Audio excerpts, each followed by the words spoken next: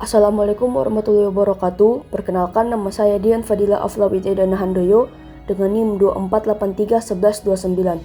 Pada kesempatan ini saya akan mempresentasikan proposal penelitian saya yang berjudul Analisis Risiko Keamanan Cloud Computing pada e-government menggunakan metode NIST SP830 dengan dataset CICIDS 2017. Judul penelitian saya adalah Analisis Risiko Keamanan Cloud Computing pada e-government menggunakan metode NIST SP830 dengan dataset CICIDS 2017.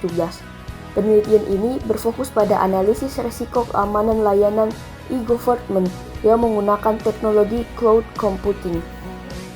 Cloud computing saat ini banyak dimanfaatkan oleh instansi pemerintah karena mampu memberikan efisiensi biaya, fleksibilitas dalam pengelolaan sumber daya, serta memudahkan akses layanan publik melalui internet.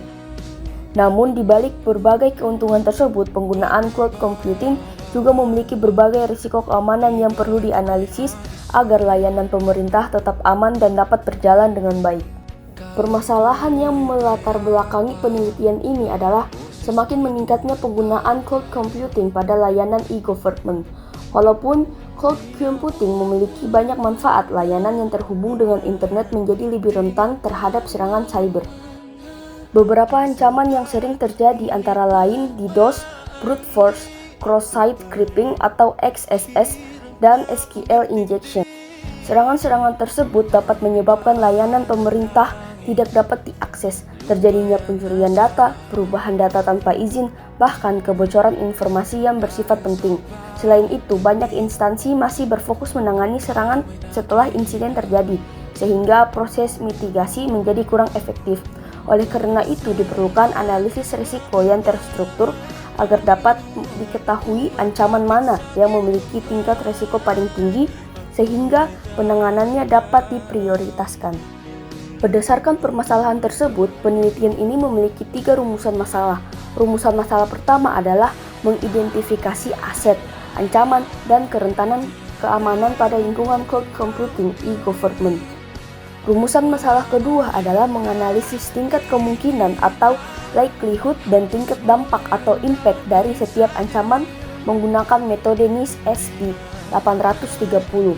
Rumusan masalah ketiga adalah menentukan tingkat risiko atau risk level serta memberikan rekomendasi mitigasi berdasarkan hasil analisis tersebut. Dengan adanya rumusan masalah tersebut, diharapkan penelitian dapat memberikan gambaran mengenai kondisi risiko keamanan cloud computing pada layanan e-government. Pada tahap studi literatur, saya mengumpulkan berbagai referensi berupa jurnal nasional, jurnal internasional, serta dokumen resmi yang berkaitan dengan cloud computing, e-government, keamanan informasi, metode NIST SP830, dan dataset CICIDS 2017. Selanjutnya, saya membandingkan penelitian saya dengan penelitian-penelitian sebelumnya. Hasil studi literatur menunjukkan bahwa sebagian besar penelitian terdahulu menggunakan metode NIST SP830 untuk menganalisis risiko pada sistem informasi tertentu.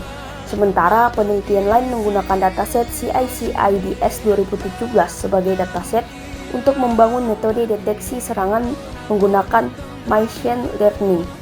Perbedaan penelitian saya adalah menggabungkan metode NIST SP830 dengan dataset CICIDS 2017 untuk melakukan analisis risiko keamanan cloud computing pada lingkungan e-government. Dengan pendekatan tersebut, diharapkan hasil penelitian tidak hanya mengetahui jenis ancaman, tetapi juga dapat menentukan tingkat risiko dan memberikan rekomendasi mitigasi yang sesuai. Metodologi penelitian yang saya gunakan terdiri dari beberapa tahapan. Tahap pertama adalah studi literatur, yaitu pengumpulan berbagai referensi yang berkaitan dengan topik penelitian. Tahap kedua adalah penggunaan dataset CICIDS 2017 yang digunakan sebagai sumber data penelitian.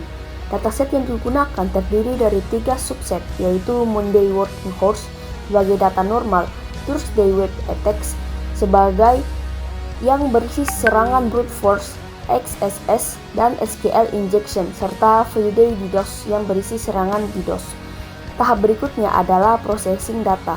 Pada tahap ini dilakukan pembersihan data, menghapus missing value, menghapus data duplikat, serta menggabungkan seluruh dataset menjadi satu dataset yang siap dianalisis.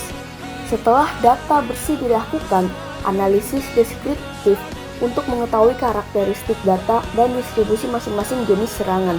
Tahap terakhir adalah melakukan analisis risiko menggunakan metode NIST SP830 hingga menghasilkan tingkat risiko serta rekomendasi mitigasi. Metode yang digunakan dalam penelitian ini adalah NIST SP830. Saya memilih metode ini karena NIST SP830 merupakan metode yang digunakan untuk melakukan analisis risiko keamanan informasi secara sistematis. Metode ini terdiri dari beberapa tahapan. Tahapan pertama adalah identifikasi aset, yaitu menentukan aset yang perlu dilindungi. Tahap kedua adalah identifikasi ancaman, yaitu menentukan jenis ancaman yang mungkin menyerang sistem. Tahap ketiga adalah identifikasi kerentanan, yaitu mencari kelemahan yang dapat dimanfaatkan oleh penyerang. Tahap berikutnya adalah analisis likelihood, yaitu menentukan kemungkinan terjadinya setiap ancaman. Kemudian dilakukan analisis impact, yaitu menilai dampak ancaman terhadap aspek confidentiality, integrity, dan availability atau CIA triad.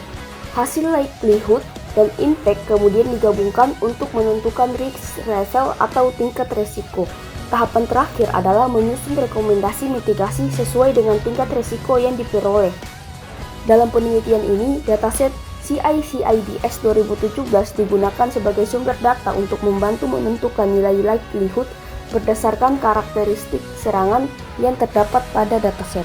Berdasarkan penelitian yang saya usulkan, diharapkan analisis risiko menggunakan metode NIST SP830 dapat membantu mengetahui tingkat risiko keamanan cloud computing pada layanan e-government serta memberikan rekomendasi mitigasi yang sesuai sehingga keamanan layanan dapat ditingkatkan. Demikian presentasi proposal penelitian yang dapat saya sampaikan. Terima kasih atas perhatiannya. Wassalamualaikum warahmatullahi wabarakatuh.